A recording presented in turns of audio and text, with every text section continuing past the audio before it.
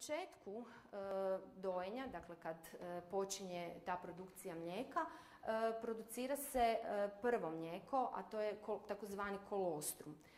Kolostrum je izuzetno gust, gotovo kao kondenzirano mlijeko izgleda, bogat je sa mastima i proteinima, zaštitnim tvarima. Kolostrum se producira u prva 3 do 5 dana i nema ga puno, količinski relativno malo, no međutim dovoljno za vaše dijete i za ono što njemu treba. I vrlo je važno da dijete taj kolostrum doista dobije. Nakon tih 5 dana kreće produkcija takozvanog prijelaznog mlijeka.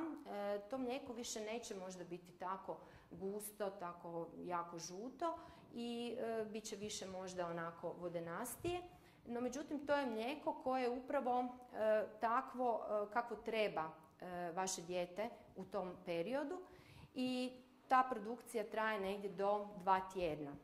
Nakon toga producira se zrelo mlijeko koje onda ostaje do kraja dokad traje dojenje i naravno količina se formira već negdje oko 10. dana i koja ostaje prisutna sve dok dojenje je u tijeku.